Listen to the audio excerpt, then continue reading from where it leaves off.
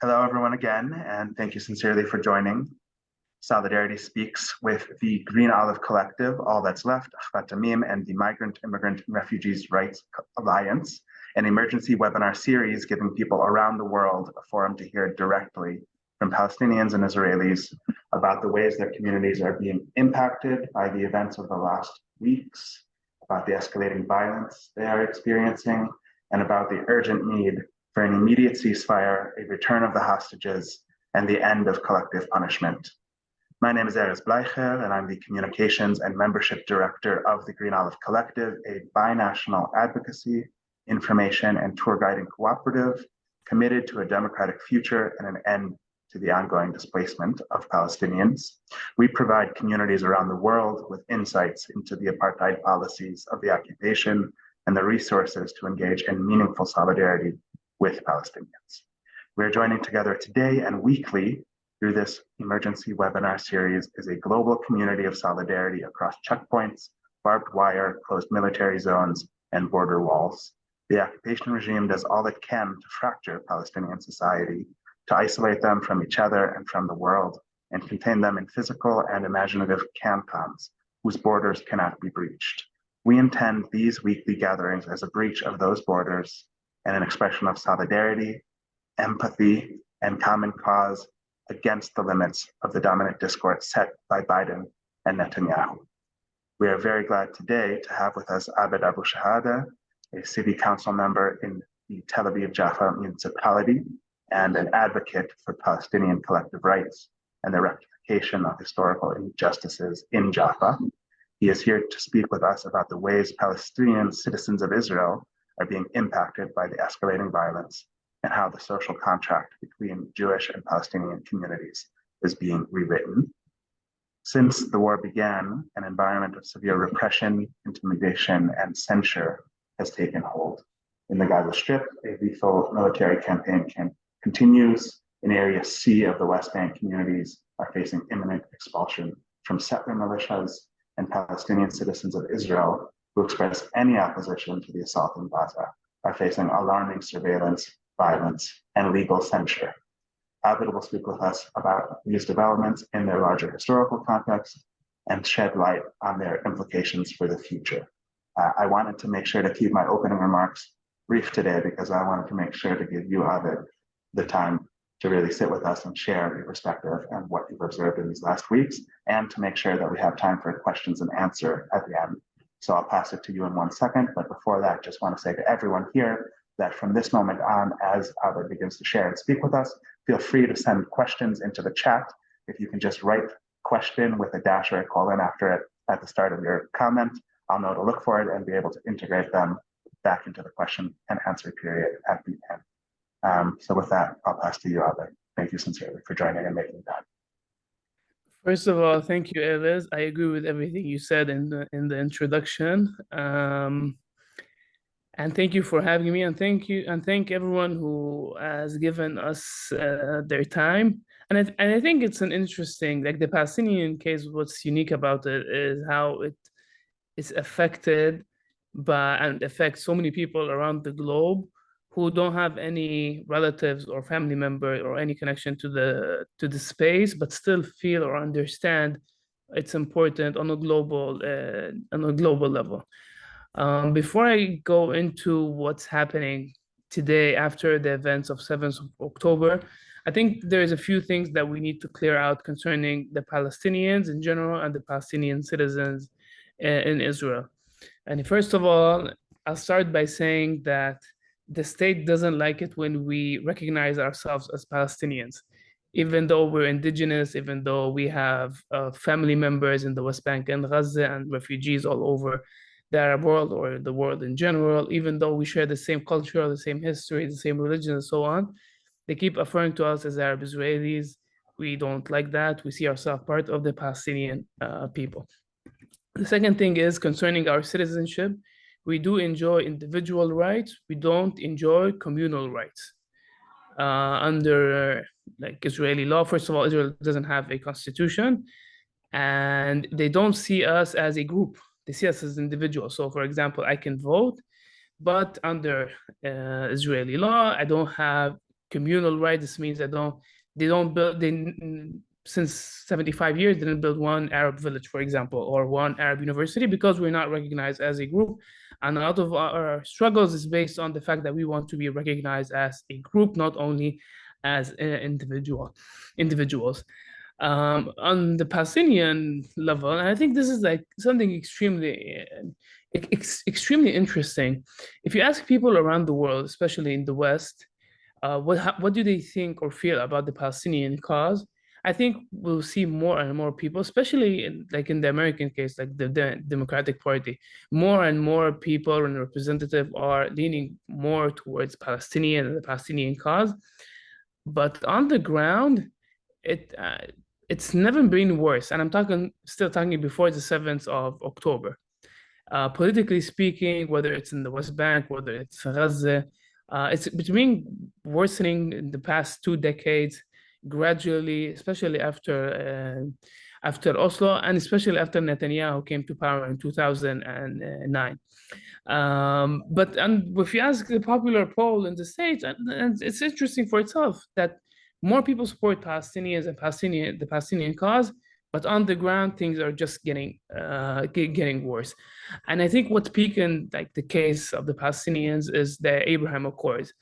For some reason, many people from the left think of them being something positive, but for the Palestinians, it's a catastrophe. It's disconnecting the Palestinians from Arabs, especially Arab government, and disregarding their rights and their future, and bypassing the Palestinians who built all sorts of security and arms agreement with Israel. The third thing is the Palestinians, and I want to go back to the Palestinians in the citizens of Israel, but in general, we're very diverse. Whether it's culturally, whether it's religious, whether it's urban versus villages, it's a very diverse group of people, and it's hard to speak on one voice. And I'm happy about that. I'm happy that I come from a very diverse community. The events of the 7th of October. If there's one thing that we as Palestinians were like, here we got used to it, but on international level, we think is extremely humiliating. You see it on every interview when they keep asking us, do we condemn? And I think this is a very important point that we should clear out on why we don't like this question. Do we or don't we condemn? As human beings, as people who see themselves fighting for freedom or fighting for the rights of refugees and so on the most human level, of course we condemn. Of course we don't agree with what happened. And this comes from people who come from human rights activism. But the question that keeps repeating itself comes to question our humanity. As if it's not obvious that we are against the killing of innocent people. As if it's not obvious that we don't think that's a solution, and it undermines our work because we believe in non-violent actions. We are in the spaces that advocate for non-violent action. And asking this again and again, it shows some sort of undermining our intentions, as if we don't truly believe it. And it's insulting. And it's insulting on a human level, as if we it didn't affect us. I remember my wife, when the videos of the 7th of October started going viral, my wife was absolutely shocked as a mother, not as a Palestinian, not as an Arab, not as anyone who has any interest in this conflict.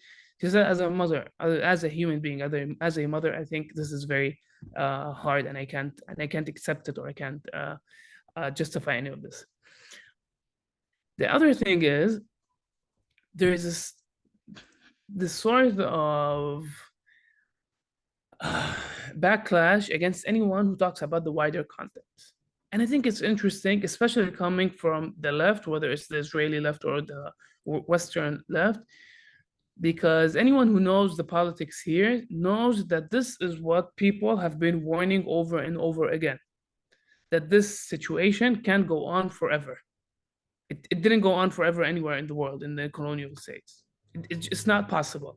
And we warned against this, not because not only because we think it's bad, it's just not sustainable, right? And the broader context is not just to say that something bad was done and now, no, it's because it's not sustainable.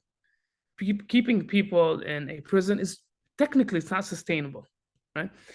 And I think it's important to talk about the wider context, not to justify, but to think of solutions, to take a step forward, just to accept the notion that not everything can be solved with power, and military power has its own strength.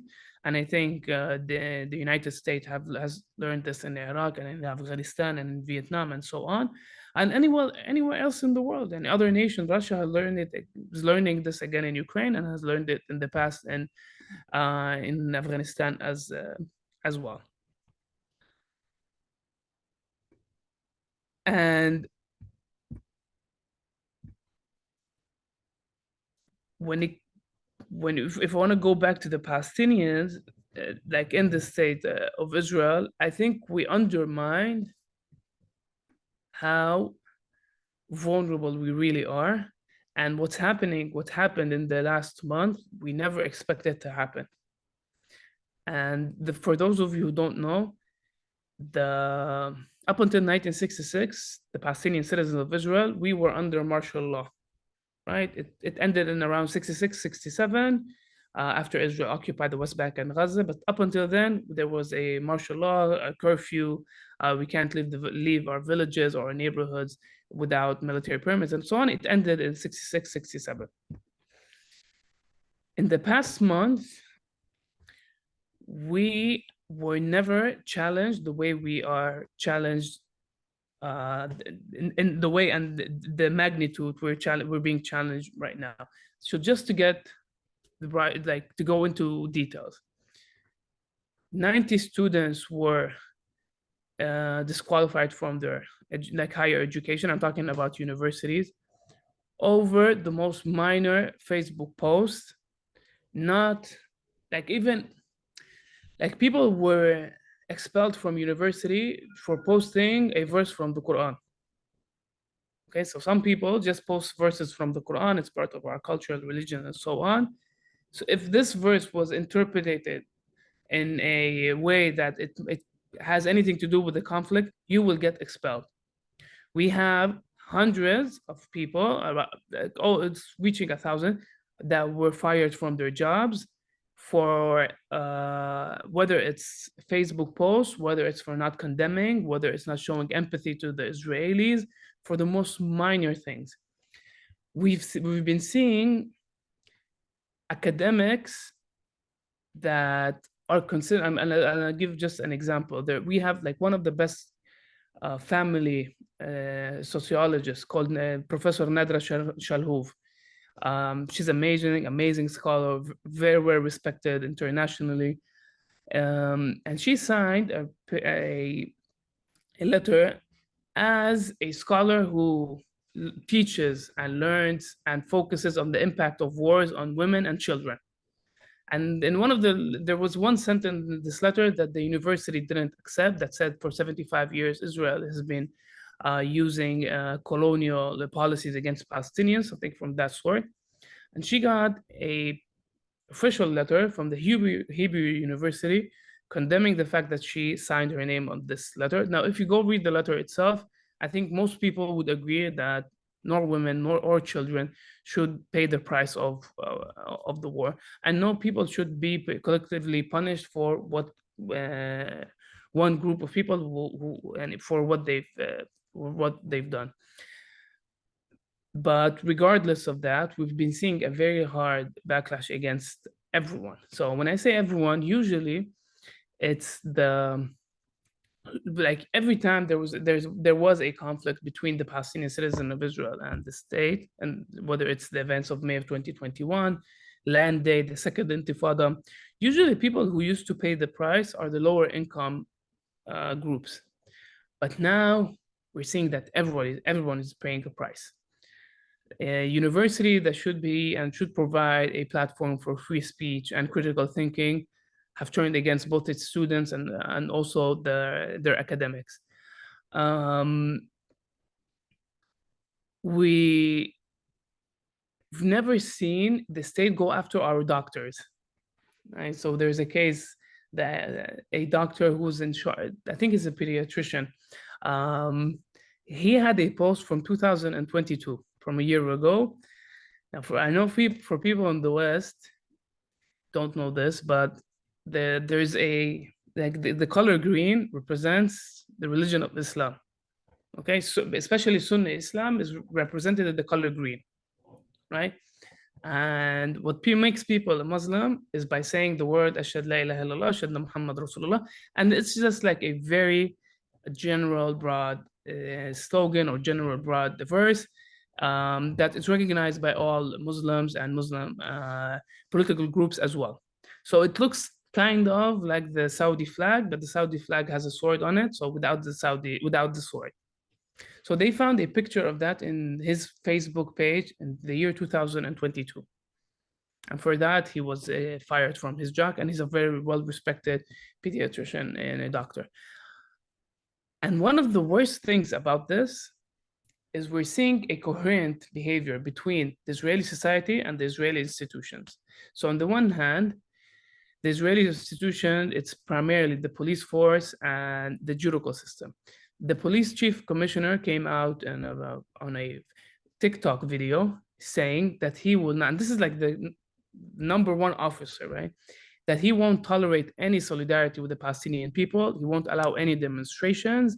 And if anyone wants to feel solidarity with the people in Gaza, he wouldn't mind putting them on a bus and sending them to Gaza. This is a commissioner talking this way. We're not talking about somebody on Twitter. But on the other hand, we're seeing as well that the Israeli society is turning against us. In most cases that people were prosecuted for their Facebook posts and so on, it came from the people who turned them in, or people who complained against them, are their colleagues, or their people who might know or might be friends on Facebook and social media. Now, this has an unprecedented effect on our relationship with the Israeli Jewish society. Because what we are feeling right now, that everybody's monitoring us.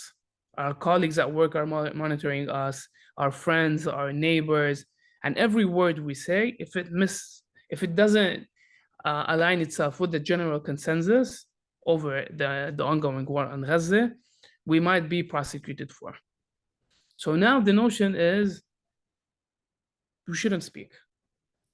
And this is, first of all, it's not healthy, but it also teaches us that it makes us question our participation in politics and the Israeli institutions, our participation with the Israeli Jews, even with people on the left, that they were our friends, that we shared a common political agenda. So now things are worsening by the day. And there's something extremely humiliating about the way that the Israeli, both like society and institutions, are behaving. One of the trends that is happening right now. The Israeli military, the first day of the war, they gathered all the Palestinian workers from the West Bank and Gaza, and they detained them in some detention center in the West Bank. And one of the soldiers started playing in high volume. We were talking about tens of Palestinian workers. So he started playing a song for little kids for hours while they're being detained, eyes covered and handcuffed. And they had to listen for the song for hours. And apparently one of the detainees probably went crazy and started doing like this in his face. So what we're seeing is a trend, both by the police officers and the military. Every time they detain a Palestinian, they put this music, this song, a very annoying song, on high volume. And this messes up with your head. So we've become like, it's mockery, it's humiliation, and it has like very sinister intentions behind it. Another step forward, we're seeing more and more Israeli right-wing groups. Some of them call themselves Nazi hunters, for example. It's a very famous group on Telegram that monitors political activists, and if they find out about you, they would publish your name, your address, your location, and it's not only for Palestinians, also for Israeli Jews. There's a very,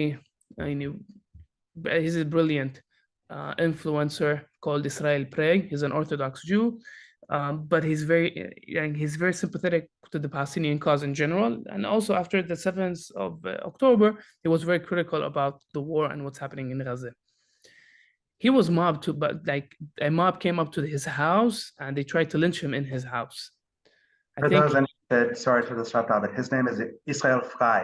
So Right, people sir. find if you want to reference it after. It was a very frightening incident. Continue. Thank you.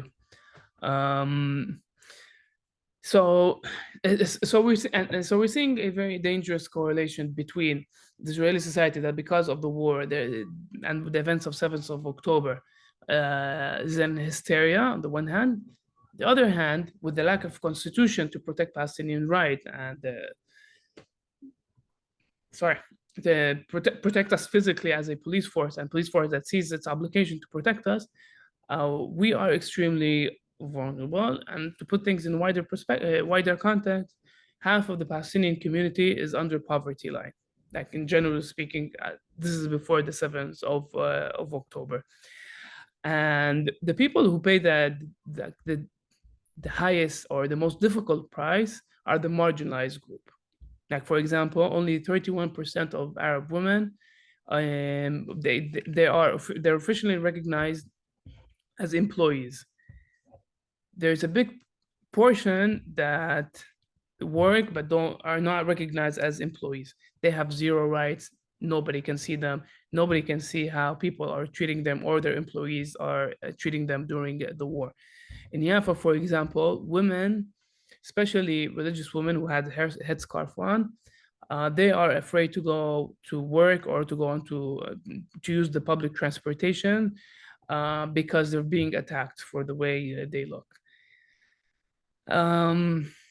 I genuinely don't know how would things look after the war ends, but I've never seen anything like this.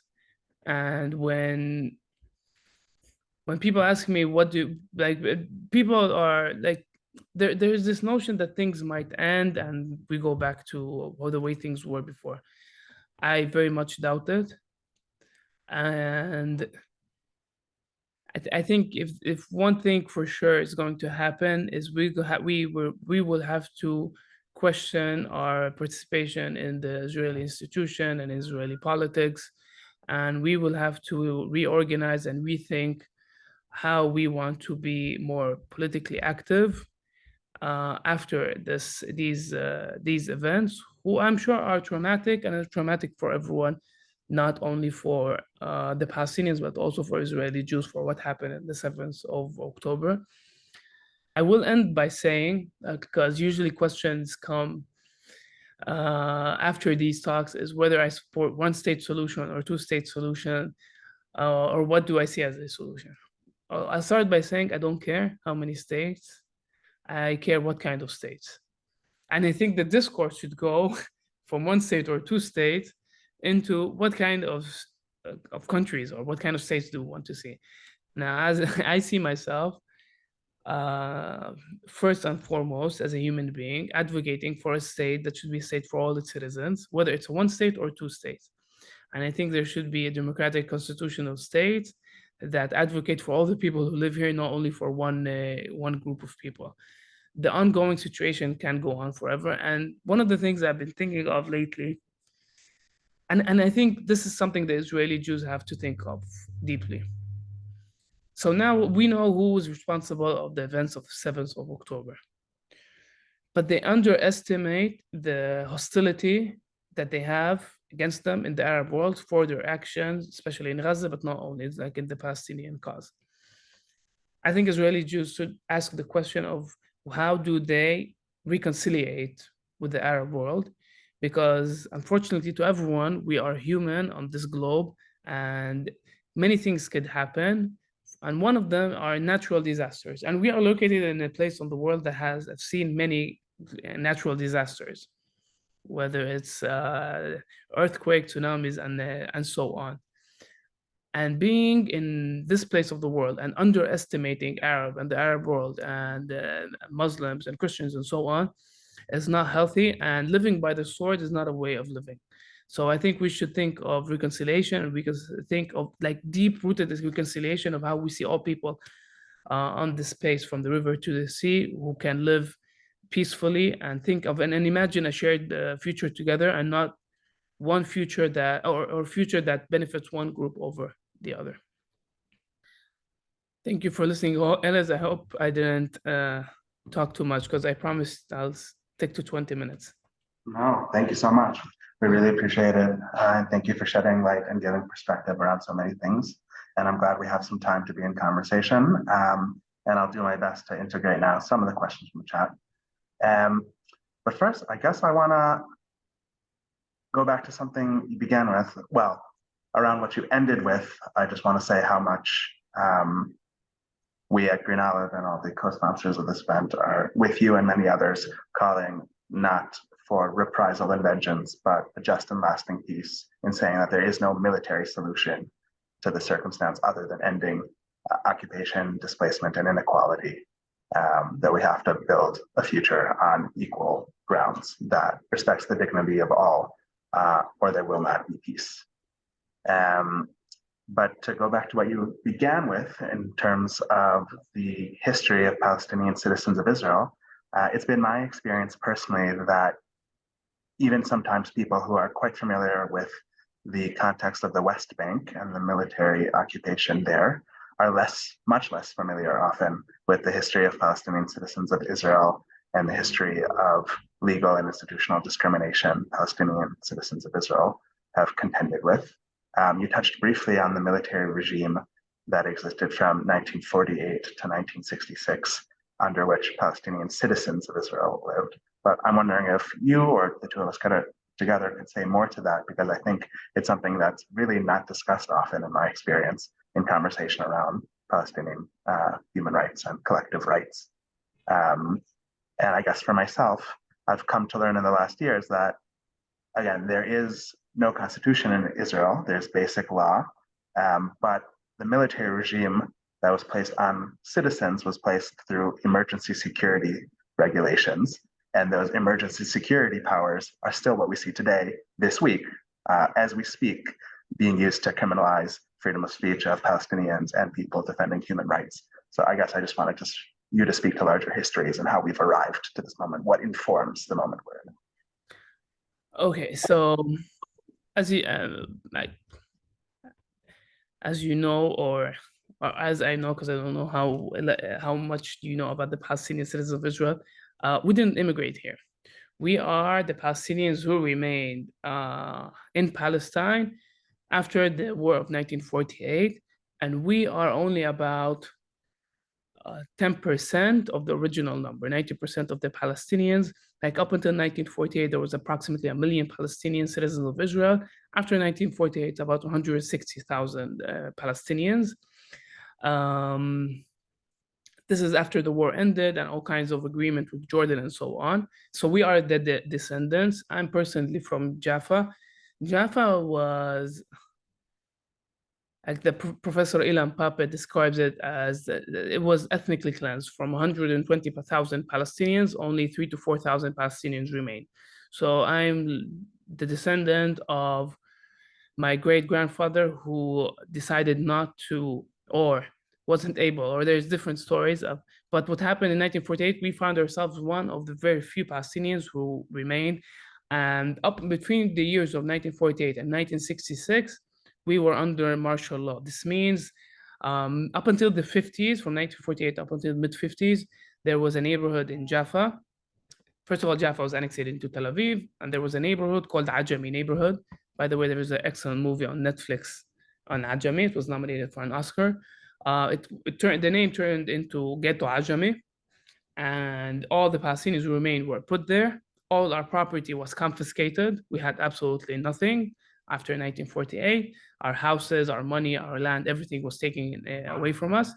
And we had to rebuild ourselves and rebuild our community from scratch.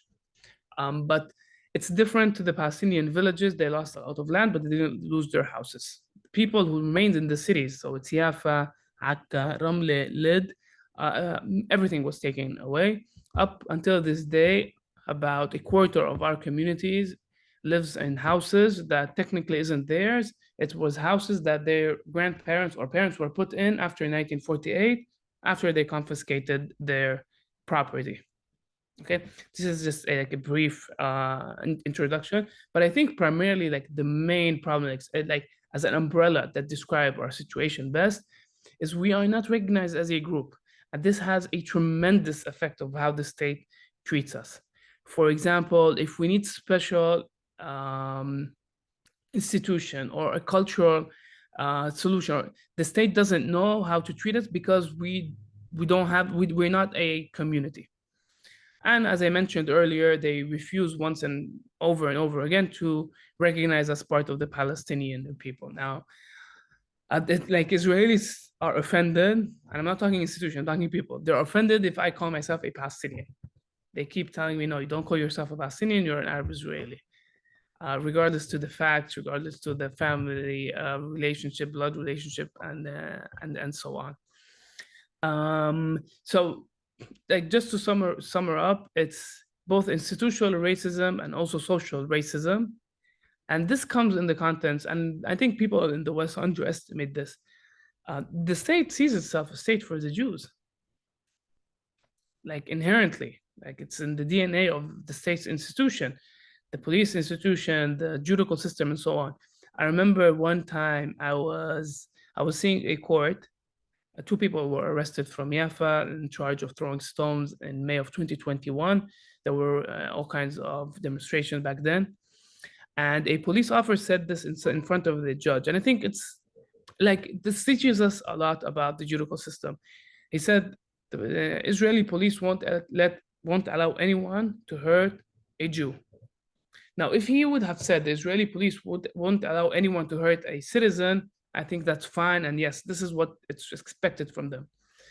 But when the police force says it clearly in a official institution, official hearing in a courtroom, that they see that their responsibility is protecting also only Jews, it tells a lot about the intention of these institutions, and it's frightening. By the way, before the events of October, we had the bloodiest year when it comes to homicides. From January up until October, there were about 200 cases of homicide in the Arab community. And there's a general consensus in the Arab community leaders, regardless of their political views, that the police force is not doing their job in serving and protecting the people. So this has all kinds of implications that affects us also on a day-to-day level, outside of, or what seems to be outside the broader context of the Palestinian case.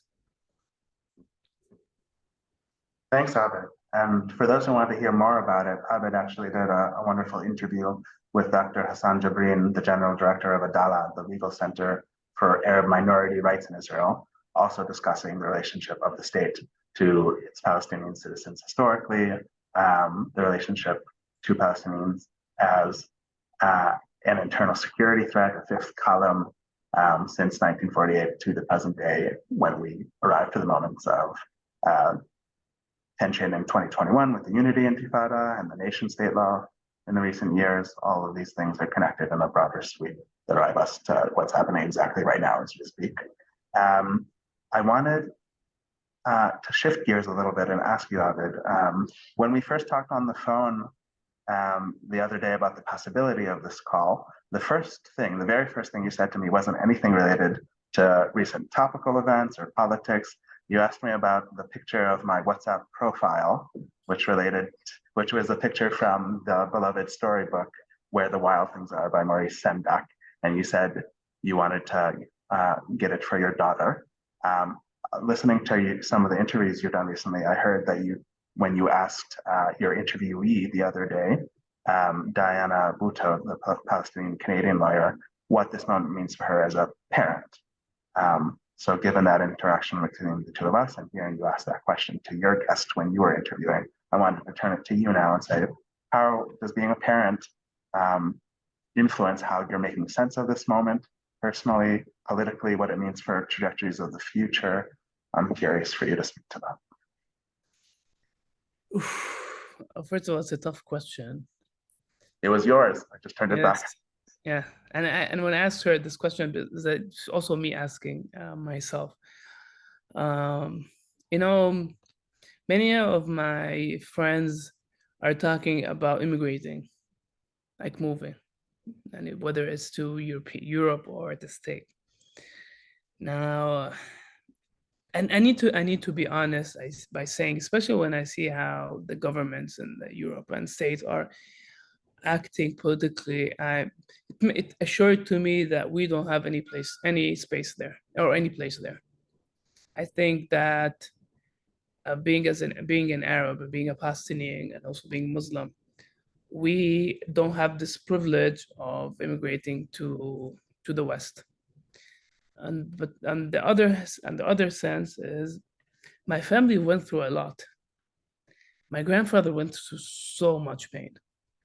And for my father, my grandfather was 23, 24 in 1948. And I must recommend a book by Suad al-Amiri called Jaffa, the City of Oranges.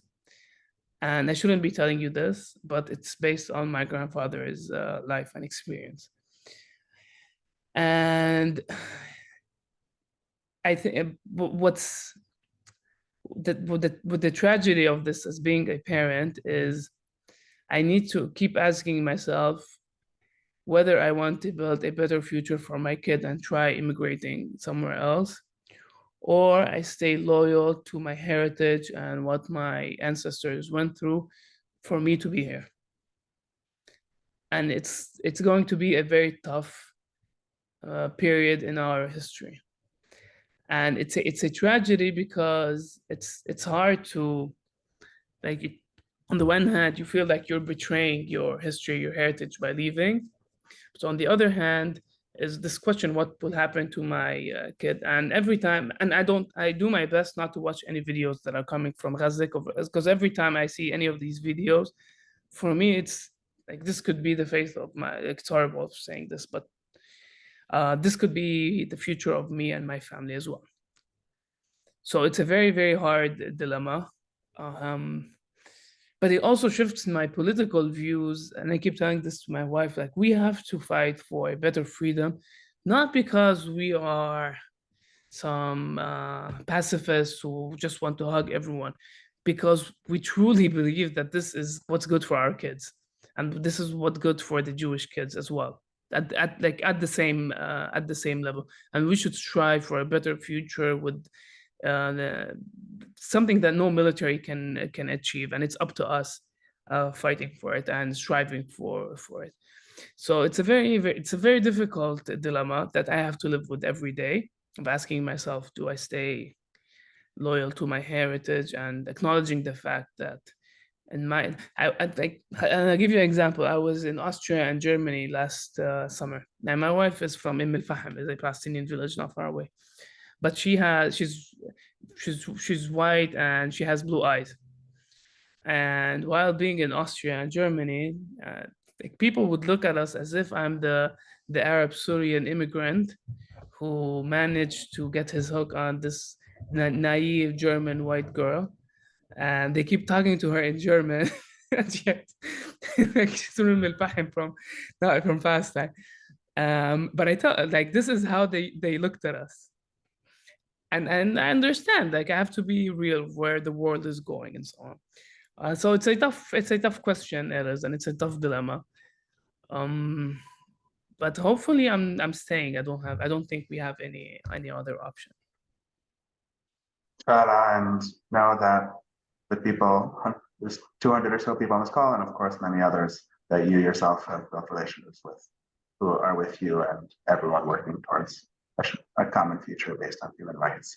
But it's particularly powerful to me that when I asked you about being a parent, and I am being someone raising children right now, you almost began with your grandparents and your grandfather. And when I asked you about being a parent and raising children, you went right away to legacy and tradition, and the tradition you're transmitting to the future and to your children. That's very powerful for me to hear, and powerful the way you connected what you said to the fate of Palestine as a whole. in the entirety of the land, and to a future that's good for Jewish and Palestinians communities together to exist freely in mutual prosperity. So thank you for that. I guess along those themes, I want to ask you more about your thoughts related to solidarity in this moment, and that can go in a lot of different directions. There's questions about what solidarity means in this moment between Israelis who support human rights and justice for Palestinians and Palestinian communities in different contexts and Palestinian citizens of Israel. But there's also a question that's relevant for the people on this call about what solidarity means in a global context and international grassroots or diplomatic solidarity means right now. So I'm happy for any thoughts you might share about that. What's needed? Why is it important? What kinds of solidarity might be important or useful right now? Or how do you relate even to that question? One of the benefits of living in a time of globalization is we learn from one another. Like there's good things and bad things of globalization, but one of the good things is, but not only do we learn from a materialistic perspective, but also from our human experience. And when we saw, for example, what was happening in the state with George Floyd, for example, right? Now, even though we have zero, first of all, Israel is it's like doesn't interfere with American internal politics of how the police treats the African American communities, but we saw ourselves there as well. And I think the power of solidarity movement is not only to be in solidarity with the people who are being victimized and we want to support them. It also teaches us something about how do we want to see ourselves and what kind of solution and what kind of communities and countries and so on we want to live in. And I think the power of the Palestinian cause is that it's the last remaining colonial question in the world. Now, there's many atrocities happening around the world, but in the ongoing occupation of the West Bank and Gaza and the mistreatments of Palestinian citizens of Israel and the mistreatment of the Palestinian refugees, it teaches something that I think the world in the global sense hasn't resolved yet. And I think when people are in solidarity with Palestinians, it's not only about the Palestinians, it's something bigger and more existential of we as humans, do we want to see more oppression, or do we think that it's okay in the 21st century? Do we still have this ongoing occupation? And I think this is the power of solidarity. It won't necessarily, first of all, there is this direct effect on the state, the governments, and so on. But it's more than that. It also gives hope to the people who are on the ground, knowing that they are not forgotten and knowing that people care for them and people will care for their interests and so on. But I think it's even deeper than that. This is a question of what do we want to see as a species, as human beings, and how we want to move forward. And I think this is the real power of solidarity and solidarity movement. Thank you. And I think framing it up in terms of people everywhere, considering what kind of future we all want together collectively, is important, and what happens in Jaffa or Gaza or the West Bank or South Africa, Buenos Aires and Minneapolis all relates and impacts one another, and there are concrete and political linkages that can be created. Along the themes you just brought up, I want to pass it to a participant. I'll ask you if Marshall Lasovsky is still here, I'll ask you to unmute now. You asked something about how how do we see a way out of this repressive society? So if you want to ask that question now to Abed, I think that's an apt one. And you should be able to unmute yourself if you're still here. I'll give you a moment. I'm definitely still here. Wonderful. And yeah, I'm asking the question as to what is the way out of this situation? I mean, do you see light at the end of the tunnel, or do you see the continued pariah state of Israel and oppression of the Palestinian people? Thanks, Okay, Mark. as an activist and as a father, I have to be optimistic for a better future. And it's very important for me not to dehumanize the Israeli society. Like, the Israeli society is a very complex society. They have many traumas that they've been through, especially after the Holocaust and World War II. But not only that, it goes even deeper than that. But at the end of the day, I keep reminding myself that we are talking about a group of people who've been traumatized, who are also looking for their place in the world, and they're here. Now, if you ask me also on a personal level, I want also, Derek, I don't know if you know this, but there are many, like tens of thousands of African refugees here, Eritrea and Sudan and so on. I want them as well. I want them to enjoy equal rights as well, right? And I think this is my responsibility. And I think this is the responsibility of anyone who lives anywhere, to make sure that all people live under equal rights and terms and so on.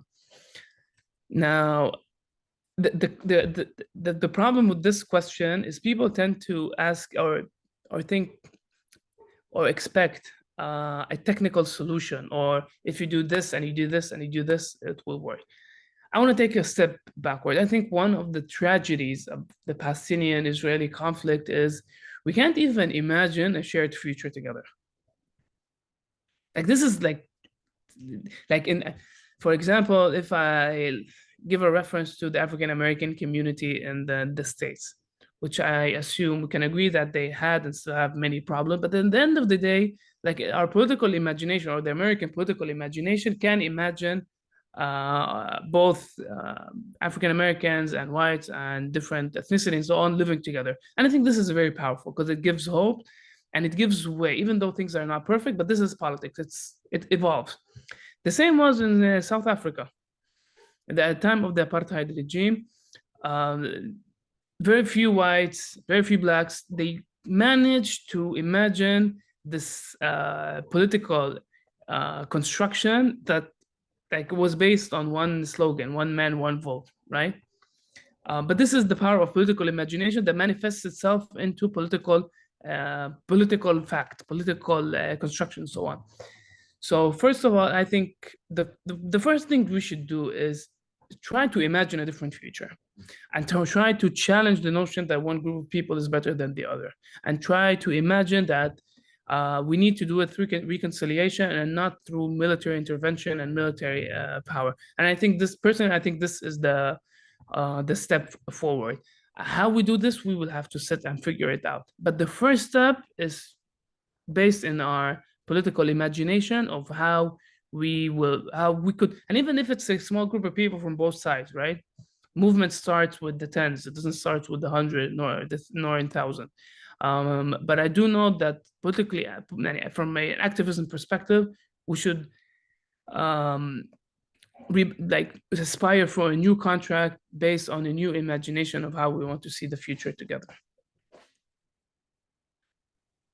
Thanks, Abed. And I think in this moment of escalating violence and war, one of the things that is most drastically under threat is a sense of political imagination, a sense of possibility. And everything is designed right now to constrict our ability to imagine common futures based on universal rights and collective rights for all people in this place. So thank you for helping us build that political imagination by speaking to this group of people today. And I guess because we're unfortunately running out of time, I want to end with one last question and then for you to share any last thoughts. But I guess apropos of the questions that have already been asked and what's been surfaced, are there things that you see taking us either further towards violence and mutual erasure, or towards mutual prosperity and collective freedom? What do you think are some of the things that will move us towards one or the other of these possible futures? Okay, so there's like this short term and long term. I don't want to go into the small details, but I think they're important. Is right now the Israeli economy is doing very bad, not only because of the war, but because of the reform and different things that was happening due to what Netanyahu was trying to do with the judicial system. I think in the short run, things are going to be very bad, both economically and socially between Palestinians and Israelis. The Palestinian society in Israel today is threatened by two things. First of all, they are aware that racism will be on the high, and racist attack on them will worsen by the more time the war goes, the worse it's going to get. The other thing is, economically speaking, things are getting out of hand. How bad it's going. The war is costing Israel. The latest report show about 1 billion Israeli shekels, which is about 300 or 250 million American dollars each day. Right? It's costing them a lot, and it has a very bad effect on the economy. And we do know that when the economy is bad, people tend to go to the right.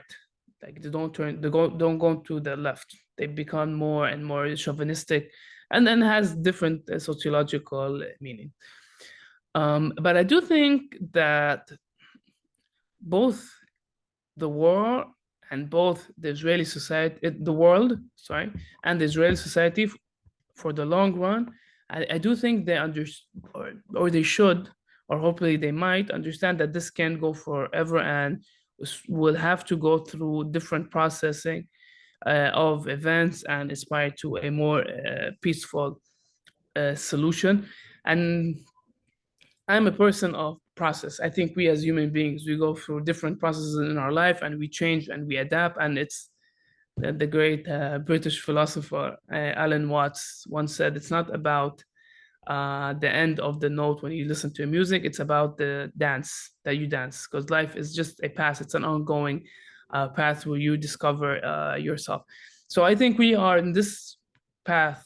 We're going on the short run. We're going to go through difficult times, but hopefully it will open new opportunities to reimagine, to rebuild, and reconstruct a new social contract that will allow us to rethink of what new political programs that are acceptable by all. But I do think it's going to take time. It's not going to be an easy path. Thanks, Abed. And I'm glad we joined together today to talk with you about what the basis for that process can be. I guess I want to ask you to end with any last thoughts you might have about what's particularly important, urgent, or just personally relevant and poignant for you that you want to share with people around the world. Don't estimate how bad things could go. And I think people are estimating, especially in the West, especially when I say West, I'm talking about government, because I think the people in the West do understand this and are afraid of this. But I think people are underestimating how bad things can go and how fast bad things can go. And the way that the states and other Western powers behaved in the past couple of weeks, I'm talking as like a person who lives here, was absolutely terrifying. To live in a region that you feel, or there are signals of World War III in the age of nuclear powers, it's absolutely terrifying. Right? And I think people underestimate how dangerous this region is. And people underestimate the power of symbols. Somebody in the comment mentioned West Africa. I agree, but there's something about the space or the history of these three monotheistic religions. It's super powerful. It's important to so many people around the world, both Muslim, Christians, and Jews, and so on. And I keep emphasizing we need to strive for a solution and a ceasefire, because things could escalate so fast to places unimaginable that will drag the whole world to another world war, and it's going to be a catastrophe for so many people. So and I wish, like, I'm usually an optimistic person, but going through the news and going through especially the military research centers, right? I'm also an academic, and seeing the latest reports, it's absolutely terrifying.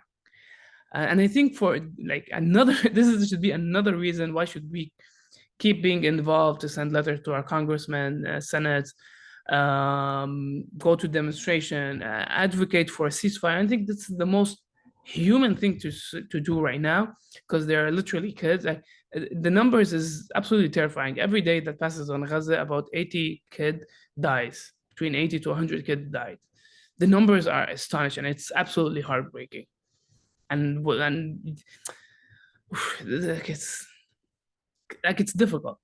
And I think this is like the most human thing we can do, is to call to a ceasefire and stop this madness before it goes out of control, and we will all regret this.